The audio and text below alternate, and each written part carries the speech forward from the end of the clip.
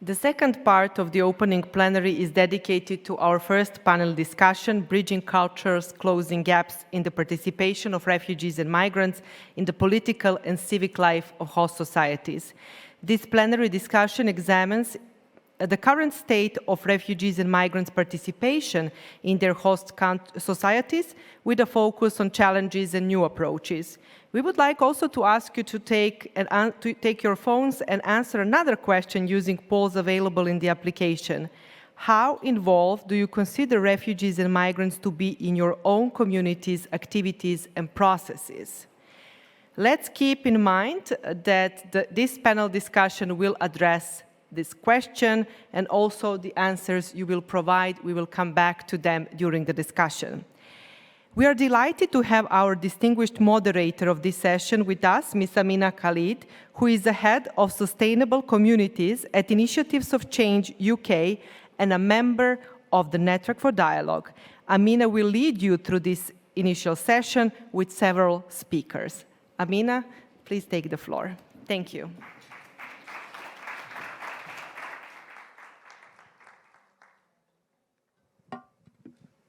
Thank you very much, Alexandra. What a wonderful and beautiful welcome.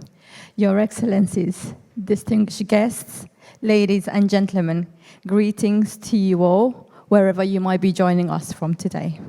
It is a great honor for me to welcome you and moderate this very important and timely plenary session on bridging cultures, closing gaps in the participation of refugees and migrants in the political and civic life of host communities.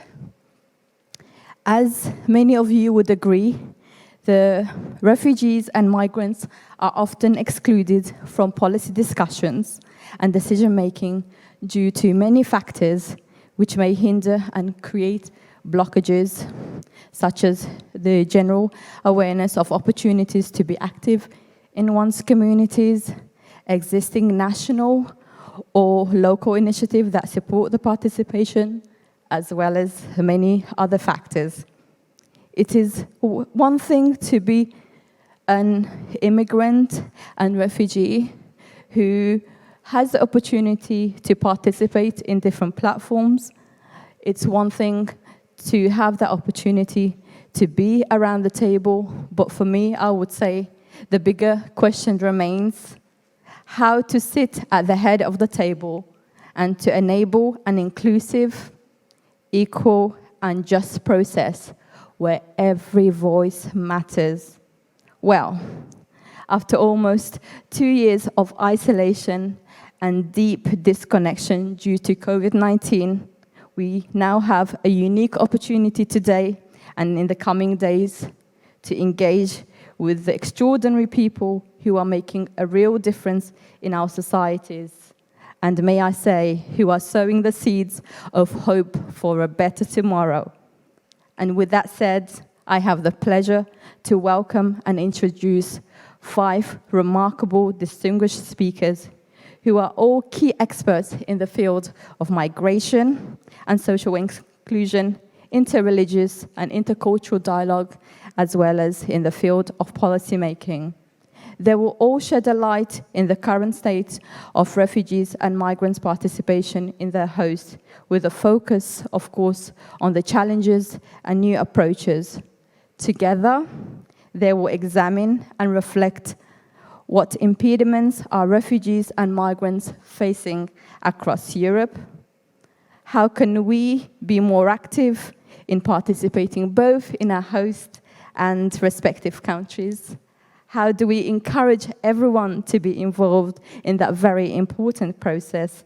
And what are the roles of religious leaders, policymakers, and how can interreligious and intercultural dialogue support that process?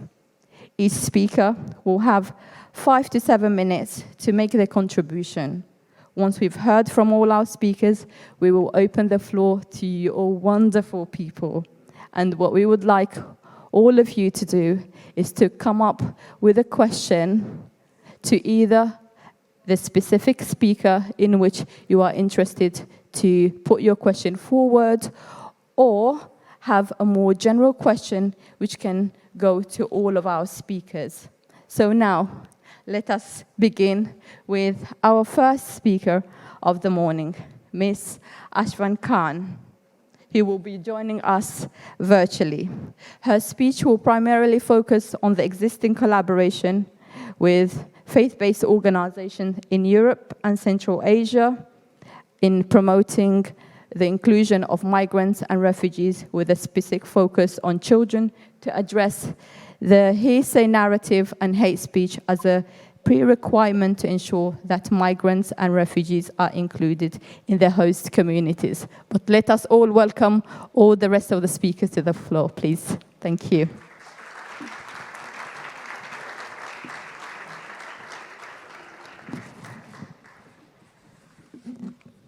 Thank you so much, Ms. Khalid. Distinguished audience, first of all, I'd like to thank the organizers for giving me the opportunity to address you today and to share with you UNICEF's experience in promoting the inclusion of migrants and refugees in Europe and Central Asia. The issue that brings us all together is very timely. In the first half of this year alone, more than 43,000 migrants and asylum seekers arrived in Europe by sea, often risking their lives in search of a safer future. 1 in 5 of them was a child. The reason why these boys and girls, these children, embark on such dangerous journeys are complex and diverse. Many are fleeing war and conflict. Others are escaping extreme poverty, the worsening consequences of climate change, discrimination, and violence. In terms of legal context, they're seeking to access their most basic rights, including security, health, and education. Many children and young people, especially from North and West Africa, mention a chance at education as the primary motivation for their journey. The obstacles they face often continue long after the end of their journey. For those who manage to reach this region, many challenges still lie ahead. Their efforts of building a new life in a new community and a new country often run headlong into xenophobia, racism, social exclusion, violence, or all of the above. Addressing these issues and ensuring that children on the move are protected, welcomed, and included in their host communities is therefore of vital importance. It requires collective efforts and the navigation of complex and diverse political contexts. Across Europe and Central Asia, UNICEF is working on this issue with governments, UN agencies, other international organizations, civil society, including faith-based organizations. Our shared goals include supporting children on the move and ensuring their rights are understood, protected, and promoted. Many religious leaders and communities of faith have been advocates for the world's children, providing guidance, aid, and comfort. They are often key interlocutors and keepers of delicate balances within both refugee and host communities. Religious communities and organizations have both the status as well as the significant local networks and resources to assist and familiarize migrant and refugee children with the integration process. They can be the difference that ensures that such children can fully participate in the life of their new communities, with the ability to access the support they need. Equally important, they are crucially positioned to influence host communities and promote the values of solidarity, tolerance, diversity, and peace. Across our region, UNICEF is already collaborating closely with such faith-based organizations at different levels. In Italy, for example, partnerships with faith-based organizations have been instrumental in the support that UNICEF provides in the process of inclusion and reinsertion of unaccompanied children and young people in the Italian social fabric.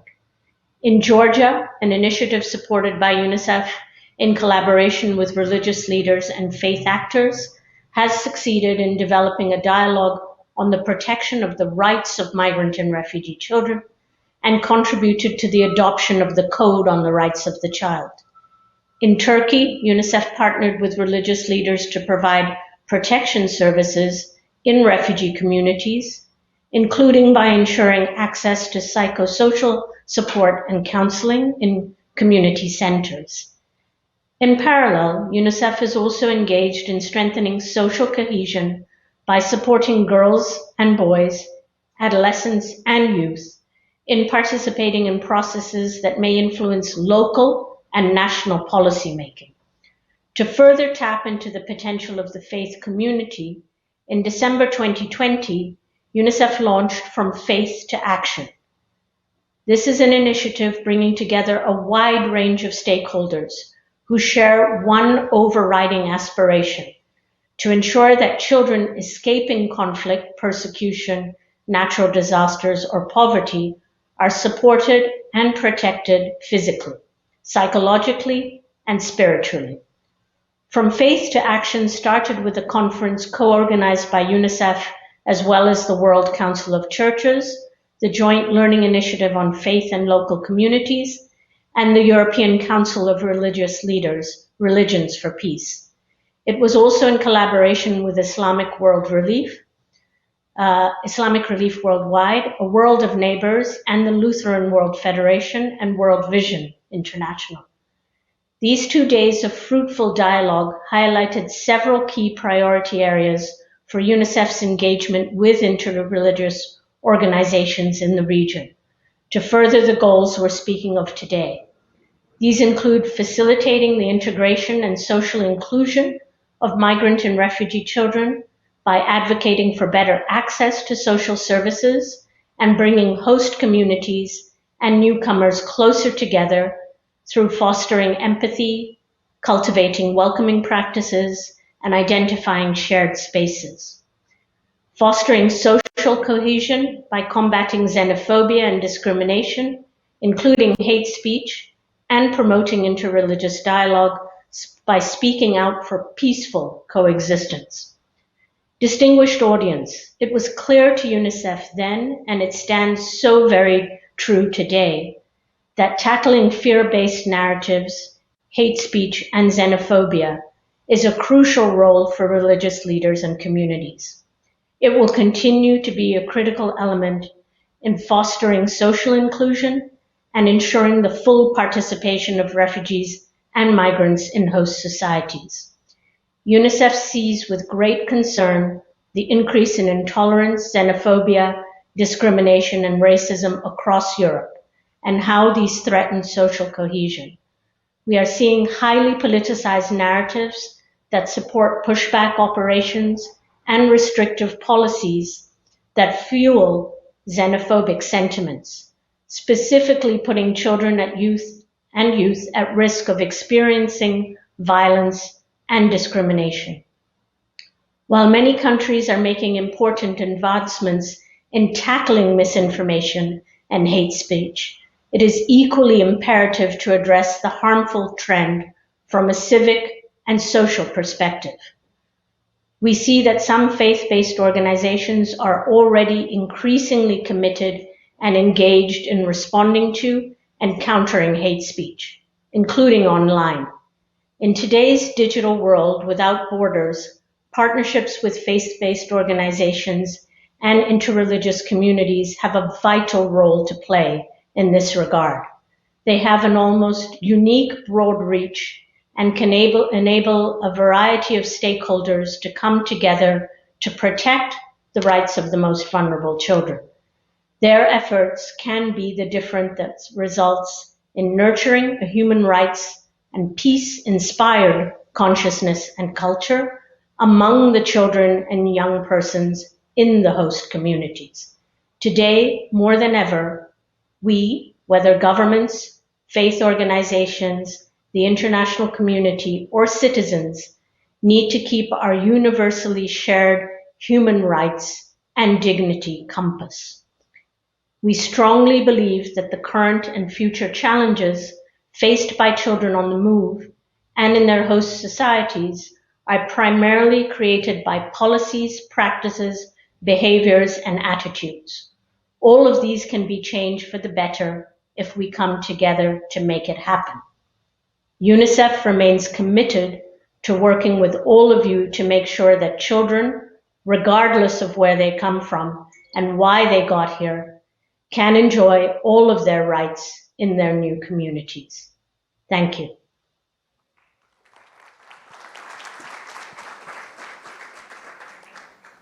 Thank you very much, Ms. Afshan Khan, for your wonderful and remarkable contribution. And I have to say, on a personal level, you really took me to that place of deep, real experience, the challenges you spoke about of racism, discrimination, Islamophobic attitude, which I have experienced at such a young age, growing up in the European continent at the age of 13. And as you talked about the importance of collaboration and the role of faith leaders and interreligious actors to really ensure that we have a more cohesive and collaborative way to address those critical issues, it really has hit me hard, to the core. So I thank you very much for your contribution. Our next speaker is Mr. Pedro Calado, who is, of course, no other than the native of this beautiful and wonderful country that has welcomed us all so well. I must say that it's very important for us to know where we come from in order to know where we're going. So Mr. Pedro will give us the important context of this beautiful country and city, Portugal, Lisbon, where so many of us have been made feel welcome. And for us, especially to look at it from the angle of the political and practical context. Looking at, what is, for instance, Portugal doing to promote interreligious and intercultural dialogue. As a former High Commissioner for Migration, he will give us some concrete examples of the successful initiatives that he has engaged both in the past and currently engaging. A warm welcome to you. Thank you so much, dear Secretary General of the International Dialogue Center, dear Secretary of State. On behalf of both of you, I salute all the participants and, of course, my colleagues of this panel. First of all, I would like to say thank you for the kind invitation to have the Calouste Gulbenkian Foundation today here at this forum. And on the theme of migration, refugees and diversity, this has been an issue that has been covered by the Foundation since 2003, and it's one of our streamlines of operation. So in the intervention of the Calouste Gulbenkian Foundation, we very closely seek to monitor and constructively contribute to the great national and international debates. And in that sense, it's an honor to be here today in this morning. Being the only Portuguese and Lisboner, as our moderator has referred to me in this opening session, gives me an additional responsibility, which I hope to take care of, and that is the one to try and to contextualize the place and the people where and with whom your event takes place. So following hundreds of researches about the Portuguese DNA, Professor Sobrinho Simões from the University of Porto, a very well-known Portuguese pathologist and researcher, he refers to the Portuguese as a remarkable mixture of genes with the most varied origins, saying that if there is something unique or almost unique in us, it is this genetic mixture. And this genetic recipe, highlighting how to cook a modern Portuguese, is the following that I would like to share with you. So, to cook a modern Portuguese, you have to start by warming over low heat a broth of Celts, Iberian and Lusitanian DNA from the early Christian era, adding a pinch of genes from the Middle East during the Roman Empire. From time to time, you have to pour some Berber genes into the pot, and now wait 700 years. I will make it shorter. Now scramble a few handfuls of Arab genes for 5 centuries, the presence of the Muslim in Portugal. As early of the 13th century, as the 13th century increased the heat significantly and reduced the introduction of Arab genes, but without forgetting to continue to sprinkle the mixture with more genes, for instance, from France. From the 15th century, lower the heat and pour some spoons of genes from sub-Saharan slaves and from the Roma into the broth. At the beginning of the 16th century, continue to add African genes until the end of the 19th century, and never forget to periodically season it with genes of Jewish origin. So above all, we, the Portuguese, have always been, in the words of also a Lusophone writer, José Eduardo Agualusa, a crazy combination of genes from everywhere. Despite the presence of other religions in the national territory, before and after the formation of Portugal as a nation, where Muslim and Jewish stand out, Catholic Christian hegemony was characterized the story of the Portuguese society. Only in the second half of the 20th century is that the religious diversity in Portugal begins to gain some expression, namely associated with the more intensified migratory flows from the 60s. But despite this late diversity, also in our religious roots, which many consider homogeneous and consolidated, we find fundamental interreligious and intercultural legacies. Christian worship in Portugal results to a large extent from the absorption of ancestral cultures of evangelized people. In the Portuguese case, Christian worship reflects numerous articulations with the Jewish heritage that played a role in printing dogmas and sedimenting traditions, but also, and for example, various influences from Celtic, Roman, and Endovelian cults, all prior to Christianity. In Portugal, initiatives to promote interreligious dialogue only began to be organized from the beginning of the 70s, and the democratic regime brought greater openness to religious diversity. In this decade, a group of non-Christian communities was also formally constituted, such as the Hindu community and the Islamic community, bringing together believers mainly from Mozambique and Guinea-Bissau in the post-1975 period. The new migratory flows from Brazil, Eastern Europe, and Asia at the beginning of the 21st century contributed decisively to the diversification of the religious panorama in Portugal, and the initiatives of interreligious dialogue were intensified.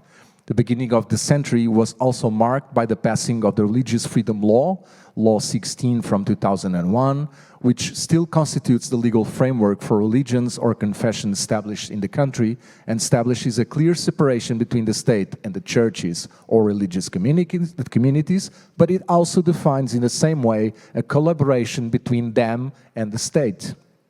In 2004, the government created a mission structure for dialogue with religions, an organization that would be integrated in 2007 into the High Commission for Migration.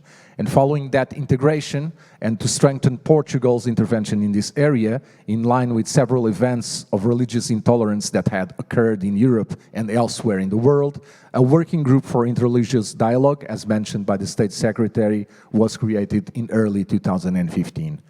In a process in which I had the privilege as former High Commissioner to launch from 2014 to 2019, and that surely other participants in this forum currently in charge of these matters will detail, Portugal has been working with key actors in the Portuguese religious milieu, such as researchers or members of the religious communities, in organizing different activities of recognition and valuing of the religious diversity, and providing more informed information on the various cultural and religious matrices of the communities residing in Portugal, namely through the editing and dissemination of teaching materials on these subjects, but also by carrying out the awareness-raising and information actions on interreligious dialogue, by participating in events for reflection and debate, by the annual dissemination of a calendar named the Celebration of Time, an interreligious calendar that is yearly distributed, or the establishment of a national day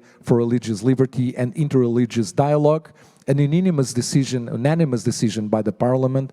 These are just examples of a country that can, I believe, showcase very interesting practices, supported, and this is very important, by a media that is normally interested in shaping a constructive narrative.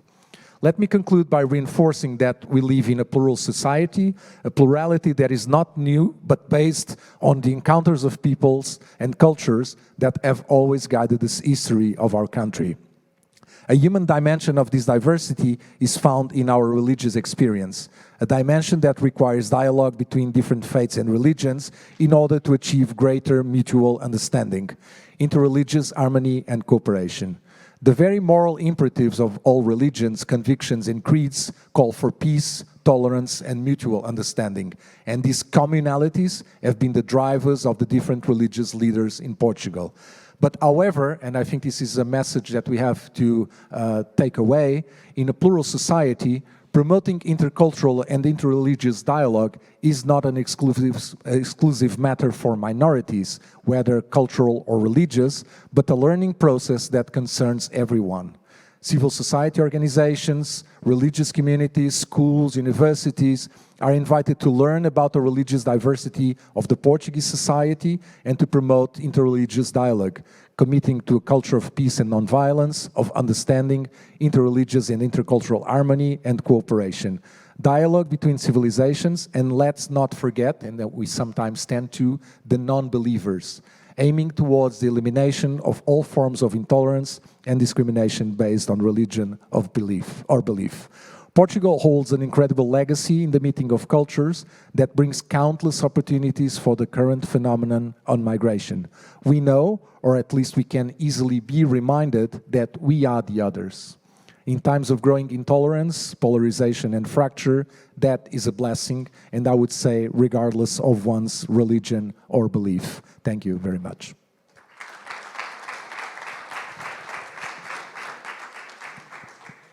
Thank you very much, Mr. Pedro Calado.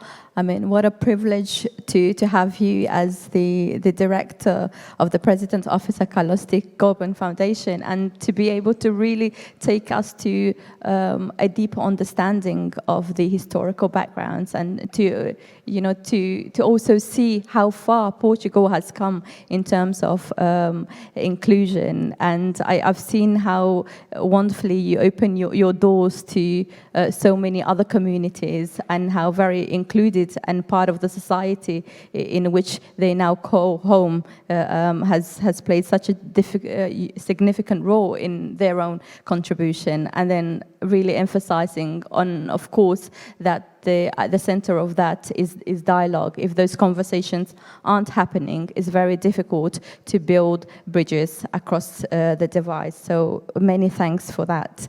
Our next speaker is Rabbi Michael Schudrich, who is the chief rabbi for the Jewish community in Poland. And his focus will be on the current and horrendous crisis of refugees and migrants on the border. A warm welcome to you. Thank you very much. I wish I could have such a positive report as we've heard so far from Portugal. Unfortunately, at this point, Poland is at the other extreme of the spectrum. I want to say I find myself in a very difficult situation. As you could hear from my accent, I was not born in Poland. I was born in this very strange country called the United States, very far away, in an even stranger place called New York.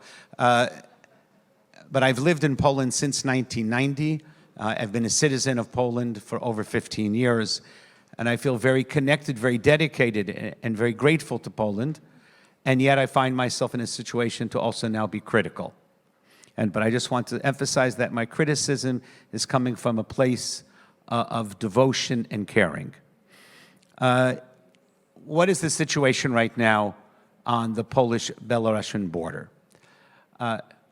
In one word, horrible. The Lukashenko, the dictator of Belarus, and I'm sorry, I looked for another word than dictator, but at some point we have to just speak the truth.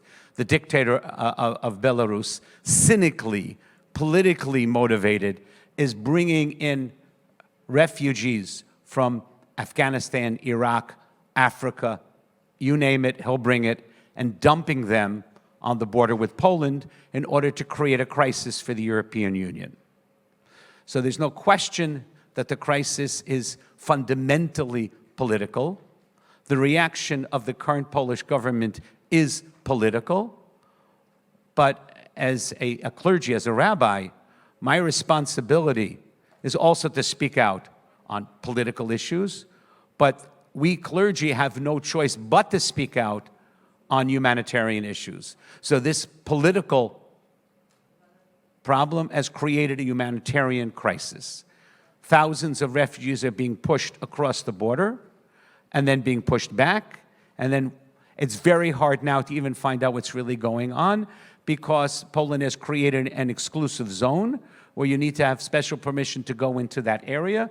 So even the NGOs working often have to work outside of the exclusive area, limiting their possibilities of helping, although lots of help is going on. So therefore, what can clergy, religious leaders, anybody do in this kind of situation? In other words, a classic situation of a political clash with humanitarian crisis. Number one, and this is at least from what I've been doing in the last 2 months, speak out at every occasion. I was at a conference about 3 weeks ago, maybe 4 weeks ago, on Babi Yar, this horrible murder site outside of Kiev that was done by the Germans, but also spoke there about the horrors of what happened way back when. It's not even so much way back when, but 80 years ago. But also saying, but we also need to talk about what's happening bad today. Or yesterday, I was in a tiny place called Adampol. It's outside of Włodawa, which is also a small town, only a few kilometers from the Polish-Belarusian border. And we were dedicating 2 monuments for 9 Polish Home Army soldiers that were murdered during the war, in the same place where 600 Jews were murdered working in a labor camp. And also talking about there. We have to talk about the tragedy of 78 years ago, but we cannot ignore at the same time the tragedy of what's happening now. And why is that important? Because I suspect a lot of people there didn't want to hear what I was saying.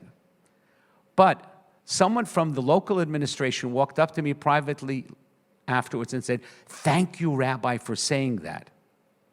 Because we're trying to do what we can on the local level, but we're very limited, and we really appreciate your words."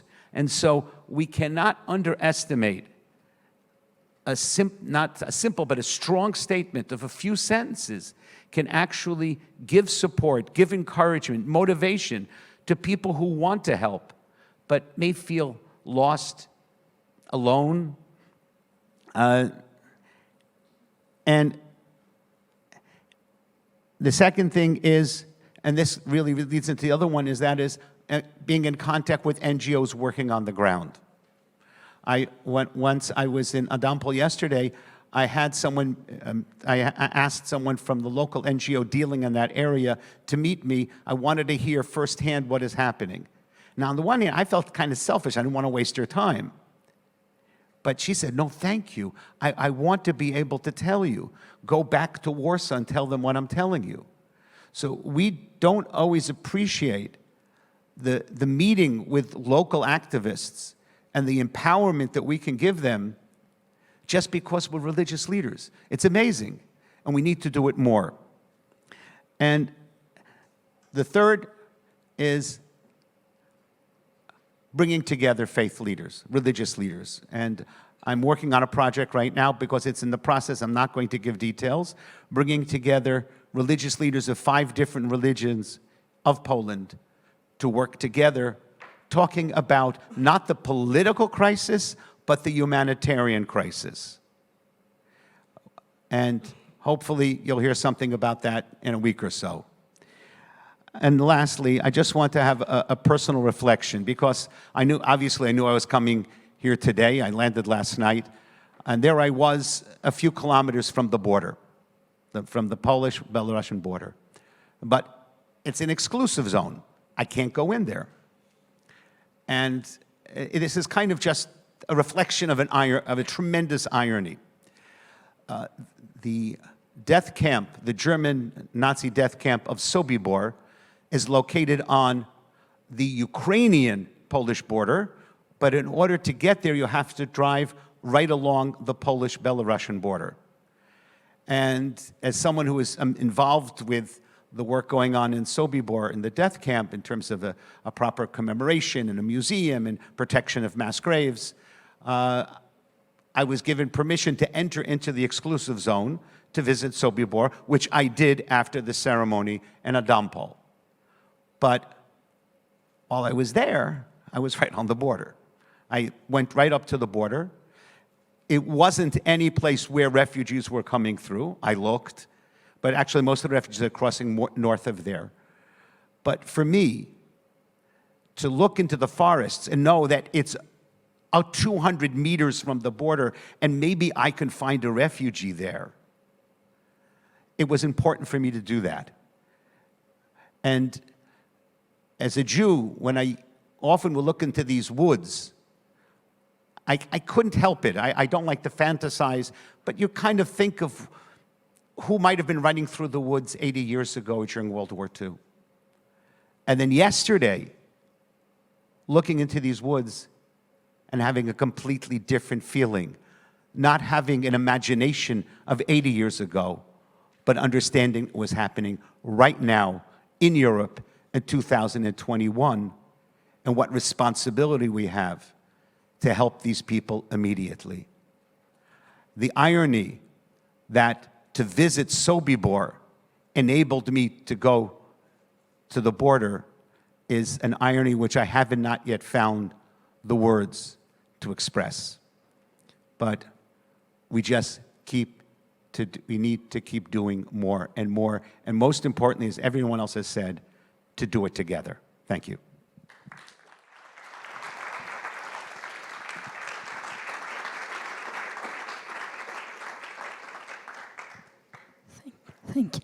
Thank you very much, Mr. Rabbi. I was in deep reflection as you gave us your last words of wisdom. And I think if not all of us, most of us will be reflecting on what you said. And it took me back to that place of when I first came to the UK with my family. And I went to go and see if I could get a part-time job whilst I was studying. And most of those doors were closed from me because I did not speak any English, or it just wasn't good enough. But the person who opened that one single door to me was a Jewish businessman who later became almost as a second father figure. And my relationship, my outlook, and my understanding of the Jewish community has totally transformed because of him. Thank you.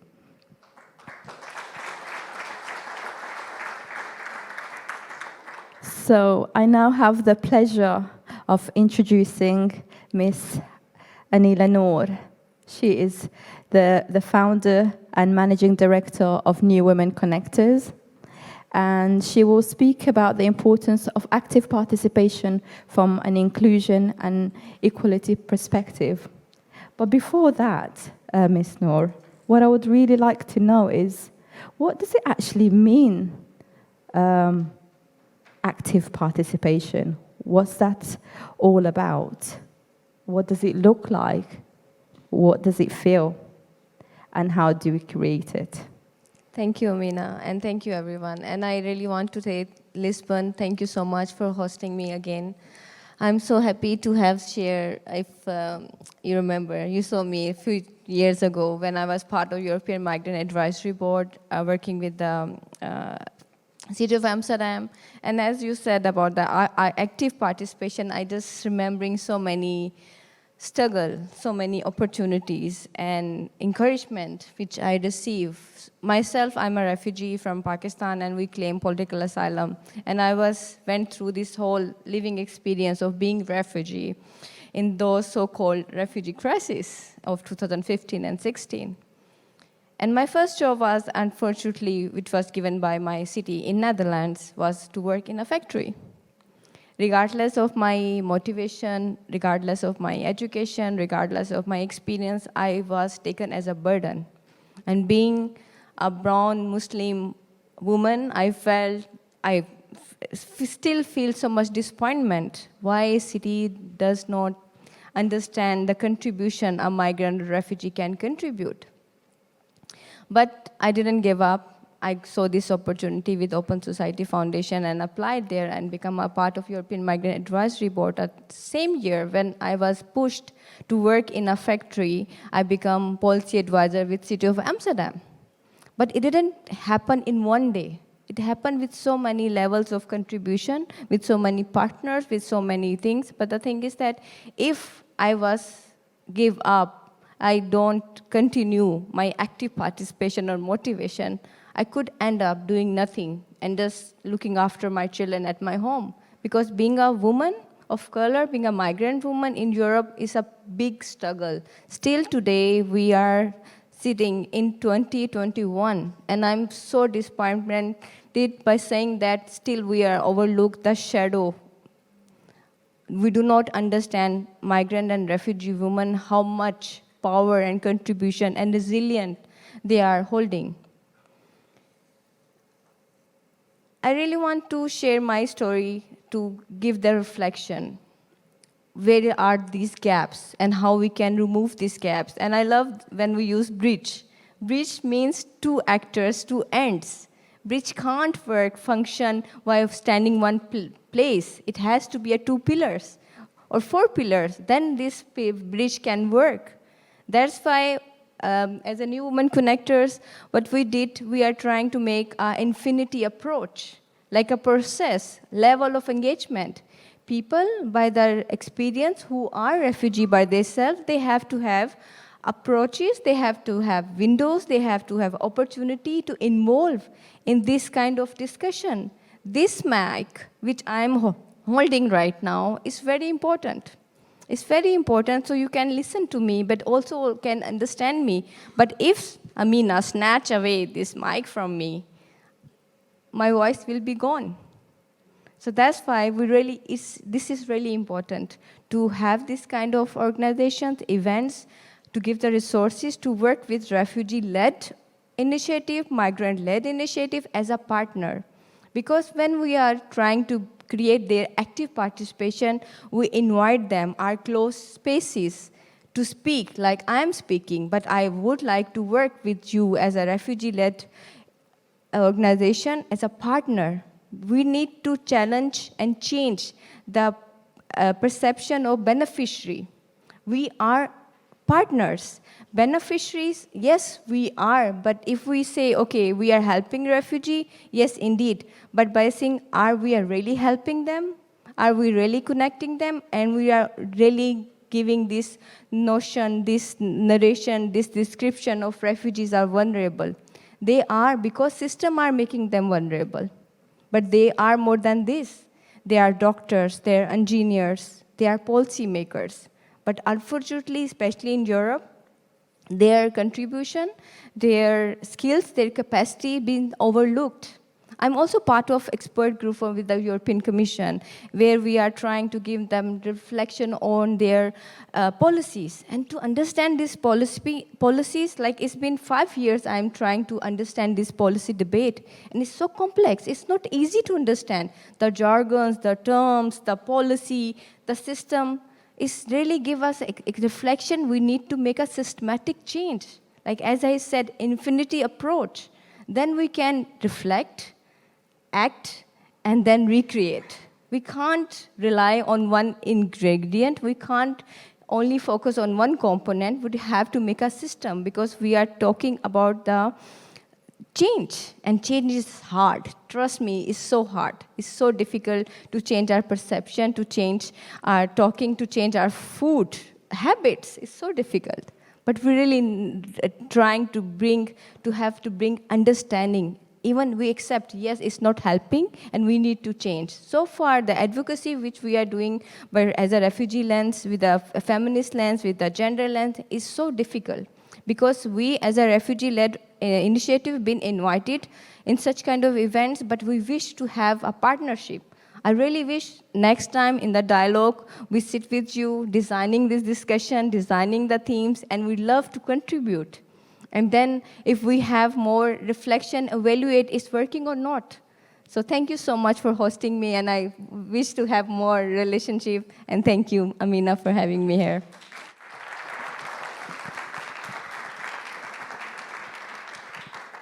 Thank you very much, Ms. Anila Noor, for your wonderful contribution and really reminding us the importance of acting, reflecting, and recreating. And from a policy point of view, for me, my thought is, you cannot legislate the attitudes of individuals, irrespective of what policies and procedures that are created and recreated again. And until our attitudes towards people and things that are really important to bringing our common humanity together, then change will be very difficult. So last but not least, I have the wonderful pleasure of introducing Dr. Lakshmi Vyas, who is the president of the Hindu Europe. She will speak about the current and ongoing crisis of refugees and really reflect more on what do we need to do collectively together to respond to this reality. Over to you, Dr. Lakshmi. Thank you very much, Amina, for that introduction. Honorable dignitaries, my brothers and sisters, I'll straight go into the topic of migration and refugees. Migration and displacement are not just about numbers. They also reflect the changing nature of humanitarian crisis. We are becoming more complex and internationalized and thus harder to end. Countries with fragile governments, economies, and geographies ricochet from one crisis to the next. As more people are displaced and for longer periods, the aids and budgets cannot keep up. Every story of migration or displacement begins with an intensely personal drama. Leaving home is a momentous decision, whether a hasty bid to escape death or through the careful balancing of risks and rewards. For some, it is driven by dreams and responsibilities to family or community. For others, it is a desperate bid for survival. The former is usually called migrants and the latter as refugees, even though in real life these categories are often intertwined and fluid. Nearly 71 million people are currently displaced by persecution or conflict, including 26 million people who have crossed international border and become refugees. A far greater number have migrated for more complex reasons. The UN estimates that around 272 million people, that is 3.5% of the population, global population, are international migrants. What makes the people take such risks? We have to understand that no one put their children in a boat unless the sea is safer than the land. No one leaves home unless the home is the mouth of a shark. Many times, due to the border rules, migrants are pushed to seek out more dangerous routes, to evade controls, etc. So I'm not going into all those details of how they cross and how do they meet problems, etc., etc. But of course, the number of people who have been migrants and refugees, they are uncountable now. The UN estimates the journey across the Sahara could be twice as deadly as the Mediterranean. So there are lots of people who have died in the process of migration. Bangladesh to Somalia to Iraq and more describes what life in exile looks like and explores some nascent solutions to the challenges refugees face as they spend longer and longer periods in limbo. Almost 16 million people have been displaced for longer than 5 years, according to UN. including at least 2.4 million Afghans living in Pakistan and Iran, whose refugee crisis has lasted for 4 decades. Yet many refugees are still treated like temporary inconvenience. They are segregated into camps, sometimes unable to move around freely, excluded from public services like health and education. They are supported by parallel aid system. They are prevented from working. Refugees are forced into dependence on aid or exploitative work in the informal economy. Globally, a shrinking population of refugees are able to go back to their countries. As conflicts stretch on, many countries remain volatile long after the crisis. It's going to take years, generations even, to rebuild Sirte and Libya into a place where its people can have their basic needs met and live in safety and freedom. Returnees may face retribution like in Syria, or destitution like in Afghanistan, or ostracism like in Sierra Leone.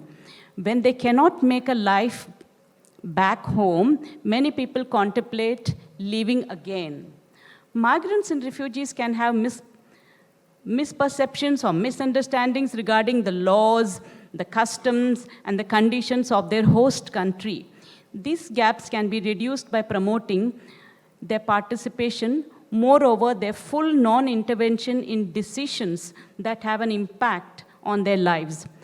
Unless the whites accept the blacks, browns, and yellows, this world will continue the way it is. Think beyond the horizon and rediscover how this place will be more beautiful and happier. Leaders, make someone happy and be empathetic and watch how you feel. When you make someone happy, the feeling one gets is beyond explanation.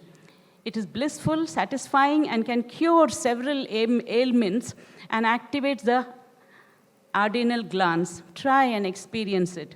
The white superiority will continue. It is difficult to disappear. This aspect needs to be taken care of for peaceful amenity. It's very challenging situation for the migrants and the refugees, whether to accept them or not, to help them or not, or let them go back to their country or not. One study concluded that it is the role of all to promote tolerance, open-mindedness, respect for difference, and others' values. Cultural diversity in Europe should be taken as an advantage and celebrated instead of being seen as a negative thing. At the same time, a lot of migrants and refugees also create nuisance and try to destroy the peaceful setup of host nations. We have several examples from Europe. There is need for more opportunities to learn about people from other cultures in Europe, and governments have an important influencing role to establish and facilitate frameworks to aid social cohesion. Valuing multiculturalism is an important aspect for social cohesion. And I conclude by these words: it is the role of all to promote tolerance, open-mindedness, and respect for difference and others' values. Thank you very much.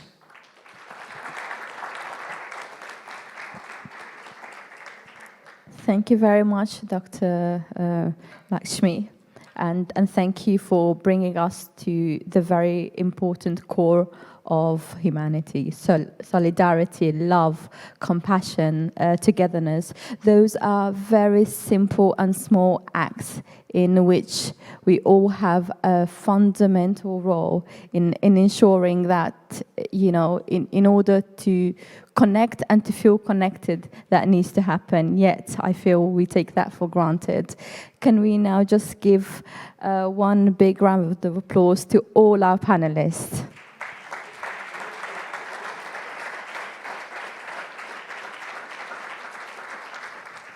So you've heard from all our speakers, though we don't have much time for questions, but nevertheless, we still would like to hear from you all. So we would like to give you a few minutes where you're able to reflect with your tables in your groups and just come up with either one question for a particular speaker or another question which may be more of a general one. So let's take a few minutes to do that and we'll gather up. Thank you.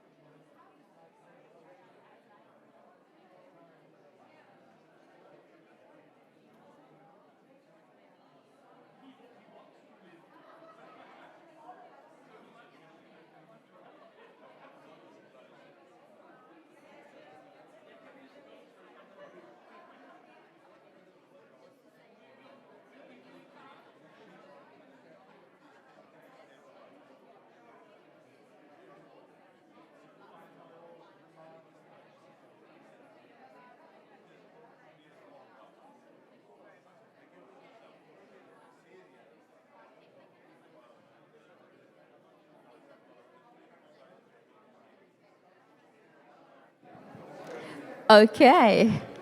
So the sound.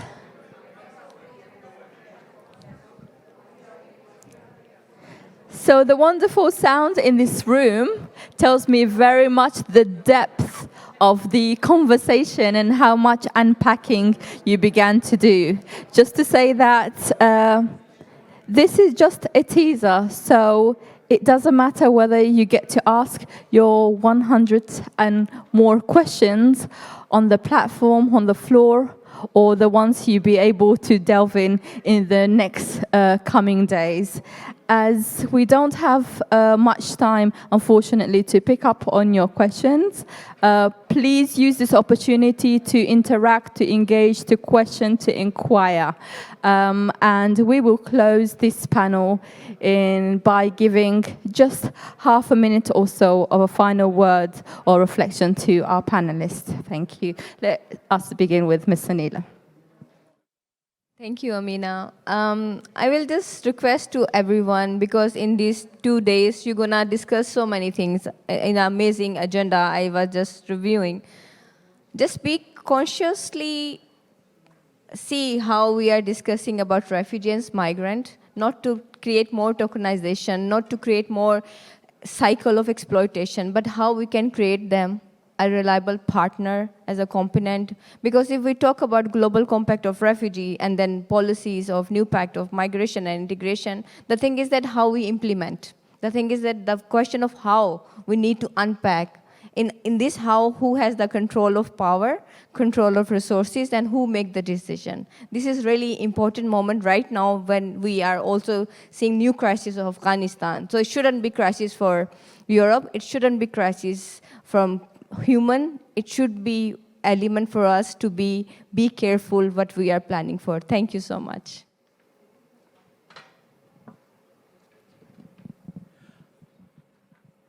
Very hard to sum it up in 30 seconds, but maybe sometimes it's best when it's in only 30 seconds.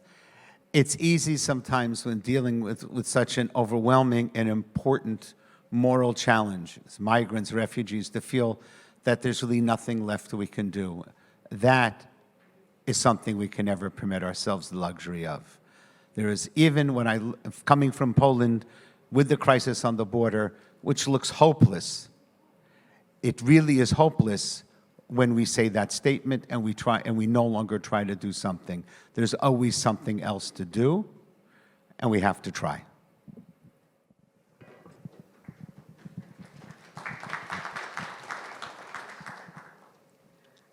I would like to say and remind back to what Her Eminence Claudia said about Portugal, how the migrants and the refugees have been integrated and they have made it inclusive in Portugal. In the same way, I feel that the entire Europe should embrace that sort of an attitude, and that would be good for the migrants and the refugees, and it can solve a lot of issues.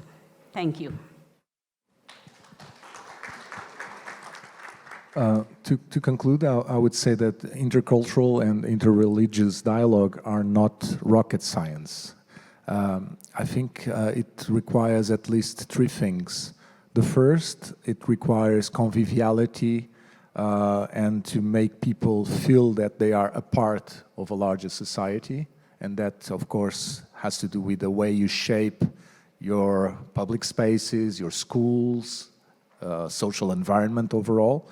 The second, and it's more political, I think it requires method, vision, and of course the means in order to put that into practice. And finally, I think it takes time. It's not something that happens, in a week or a month or a year. It is a long time commitment. But I think that at the end of the day, it's not rocket science. It's possible. Some countries are doing it. So let's build on that. Thank you. And lastly, can we hear from Ms. Afshan Khan? Thank you for a very interesting discussion. I would say three key points. First, as religious leaders and networks, how do you listen and engage with young people, particularly refugees and migrants in the community? and request their participation and engagement for better integration. I think that's critical to listen to their voices and to support them in the communities where they are. Secondly, I think when it comes to the policy level, there have been some very strong recommendations and good examples. And here too, how is that? Including signing the Refugee and Migrant Pact by governments. And that's where I think, again, as religious leaders, you have huge influence. And lastly, I would say, ultimately, the vision of a peaceful, harmonious society that integrates better and supports those seeking asylum. There's a tremendous role to play, and your networks are vast and powerful. Please use them in a positive way. Thank you. Thank you very much. I would like to leave you with just one word. No culture can live if it attempts to be exclusive. Inclusion is not a matter of political correctness. It is the key to growth. We are less when we do not include, and it is our obligation of every person born in a safer room to open the door when someone is knocking. I know that room has been opened for me. Thank you very much.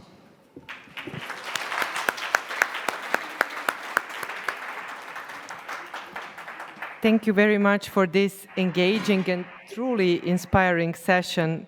We believe that it has already initiated some new ideas and inspired our participants to prepare for discussions which will take place in the next part of our program.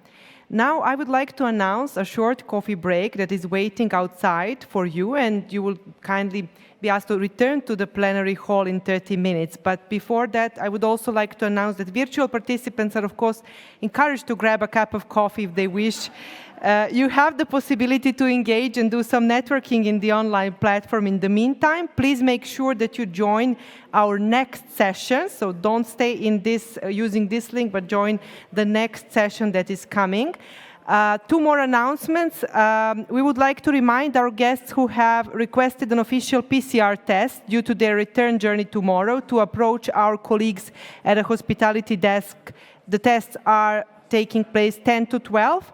And also, a very important reminder, we have a group picture that is taking place now. So I would kindly ask my colleagues to support me with giving a few instructions how we are going to do that. Thank you so much for your attention and patience. Enjoy.